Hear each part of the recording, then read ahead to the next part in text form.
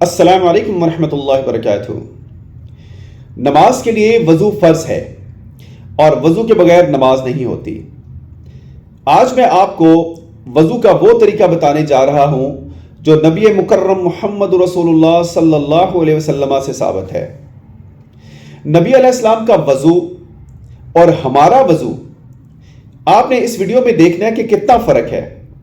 نبی کریم صلی اللہ علیہ وسلم کس طریقے سے وضو فرمایا کرتے تھے اور آج ہم نے اپنے وضو کے اندر کون کون سی من پسند، من گھڑت اور اپنے ثواب کے لیے نئی نئی چیزیں نکالی ہیں اور جن کا کوئی ثبوت اللہ کے نبی صلی اللہ علیہ وسلم سے ثابت نہیں ہے۔ پہلے حصے میں آپ کو وہی وضو کر کے بتاؤں گا جس طریقے سے نبی مکرم محمد رسول اللہ صلی اللہ علیہ وسلم نے وضو فرمایا تھا۔ آپ نے اس ویڈیو کو غور سے دیکھنا ہے۔ اگر تو آپ کا وضو جو میں بتانے لگا ہوں اسی طرح ہوا تو آپ نے الحمدللہ کہنا ہے اور شکر کرنا ہے اللہ رب العزت کا، آپ سنت کے مطابق وضو کرتے ہیں۔ اگر آپ لوگ وہ غلطیاں کرتے ہیں جو میں انشاءاللہ اس کو ہائی لائٹ کروں گا تو وہ غلطیاں آپ نے چھوڑ دینی ہیں تاکہ آپ کا وضو سنت کے مطابق ہو۔ تو شروع کرتے ہیں جی۔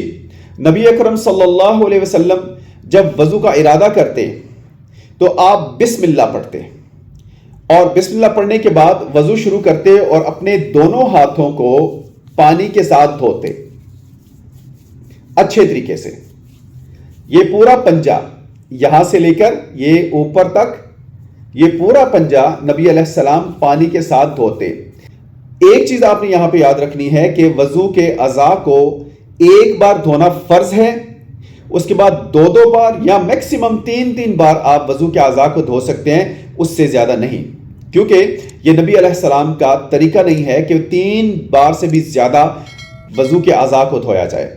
ٹھیک ہو گیا جی۔ اس کے بعد نبی علیہ السلام اپنے دائیں ہاتھ میں پانی لیتے اور اس کو منہ میں ڈالتے اور اچھے طریقے سے کلی کرتے، اور اس کے ساتھ آپ غرارہ بھی کر سکتے ہیں، لیکن جب آپ روزے کی حالت میں ہوں تو آپ غرارہ نہیں کریں گے۔ تو نبی علیہ السلام 3 بار پانی اپنے منہ میں ڈال کر اس کے ساتھ کلی کرتے اور اس کو صاف کرتے۔ اس کے بعد نبی علیہ السلام اپنے دائیں ہاتھ سے ہی پانی لیتے، اپنے ناک میں ڈالتے اور اپنے بائیں ہاتھ کی اس چھوٹی انگلی کے ساتھ اپنے ناک کو صاف کرتے اور اس کو جھاڑتے۔ 3 مرتبہ رسول اللہ صلی اللہ علیہ وسلم اس عمل کو دہرایا کرتے تھے۔ اس کے بعد نبی علیہ السلام اپنا چہرہ مبارک دھوتے۔ اچھا، اب آپ نے دیکھنا ہے کہ چہرہ کہاں سے کہاں تک ہے۔ یہ جہاں سے بال شروع ہو رہے ہیں نا، یہ بال یہاں سے لے کر یہ جہاں سے کانوں کی لو شروع ہوئی ہے، یہ کان کا جو بارڈر ایریا ہے، یہاں سے نیچے تک، یہ جہاں تک بال ہیں، آپ میری انگلی بھی دیکھ رہے ہیں، یہ سارے کا سارا چہرہ ہے۔ نبی علیہ السلام پانی لیتے، چہرے پہ ڈالتے اور اس کو اچھے طریقے سے ملتے۔ اس میں آپ نے آنکھیں بھی اپنے شامل کر لی، آپ نے سارے چہروں کو اس میں شامل کرنا ہے اور اچھی طرح مل کے اپنے چہرے کو دھو لینا ہے، ایک بار، دو بار یا میکس 3 بار۔ اس کے بعد نبی علیہ السلام اپنے بازوؤں کو دھوتے۔ نبی علیہ السلام پانی لیتے، اپنے بازو پہ گراتے اور اس کو اچھے طریقے سے مل لیتے۔ آپ نے بھی کیا کرنا ہے، پانی لیا اور اس کو اپنے بازو کے اوپر اچھے طریقے سے مل لینا ہے۔ ہماری زیادہ تر ہوتا یہ کہ یہ کوہنیاں جو ہے، یہ کوہنی کا یہ حصہ یہ خشک رہ جاتا ہے، اور وضو کے اعضاء میں سے کوئی ایک حصہ بھی خشک رہ جائے تو وہ وضو نہیں ہوتا، اور جب وضو نہیں ہوگا تو آپ کی نماز بھی نہیں ہوگی۔ تو آپ نے اچھے طریقے سے یوں اچھے طریقے سے پورے بازو کو مل لینا ہے۔ اسی طریقے سے دوسرے بازو کو دھوتے وقت آپ نے پانی لیا اور اچھے طریقے سے اس کو مل کے دھو لیا کہ کوئی آپ کا ایک بال بھی جو ہے وہ وضو والا جو حصہ ہے وہاں کا خشک نہ ہو رہ جائے۔ ٹھیک ہے جی۔ اس کے بعد نبی علیہ السلام سر کا مسح کرتے ہیں۔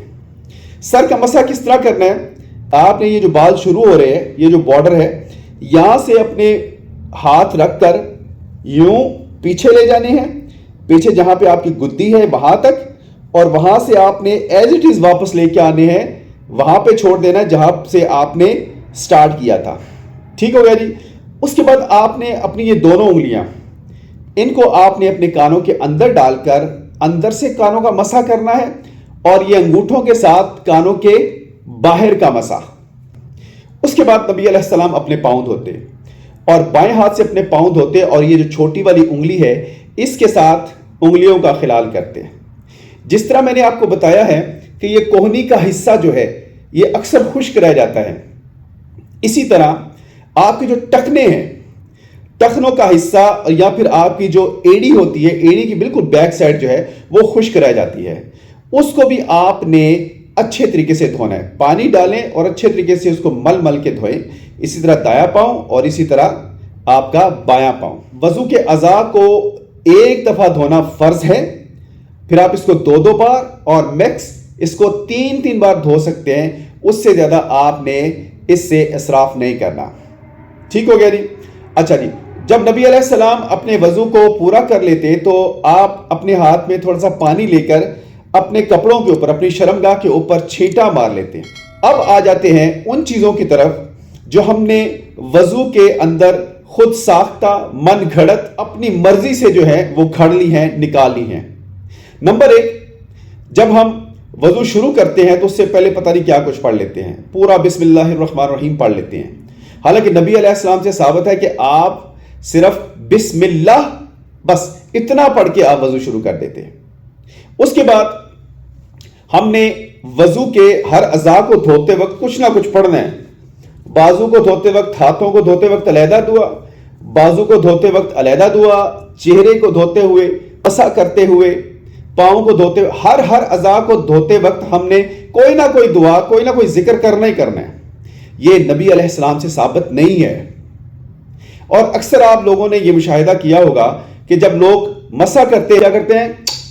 چومتے ہیں اور پھر یوں مسح کر لیتے ہیں، اور کچھ لوگ چوم کر آنکھوں کے ساتھ لگا کر مسح، اور کچھ لوگ تو اتنا سارا یہ سارا کچھ کرتے ہیں۔ یہ چومنا بار بار یہ بھی اللہ کے نبی صلی اللہ علیہ وسلم سے ثابت نہیں ہے۔ اس کے بعد ایک جو سب سے بڑی جو غلطی ہے وہ میں آپ کو بتاتا ہوں، جو اکثر و بیشتر لوگ کرتے ہیں سوائے ان لوگوں کے جن کو اللہ رب العزت نے تھوڑا فہم دیا ہوا ہے۔ وہ کیا کرتے ہیں؟ اپنی گردن کا مسح کرتے ہیں۔ یہ ہم گردن کا مسح کرتے ہیں، یہ گردن کا مسح، ٹھیک ہے؟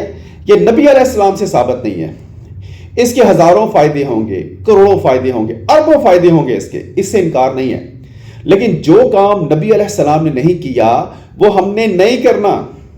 نبی کریم صلی اللہ علیہ وسلم کی حدیث آپ نے سنی ہوگی، شر الامور محدثاتها وکل محدثۃ بدعہ وکل بدعۃ ضلالہ وکل ضلالۃ فی النار، کہ دین میں نئی چیز نکالنا بدعت ہے، بدعت گمراہی ہے، اور گمراہی کا ٹھکانہ جہنم ہے۔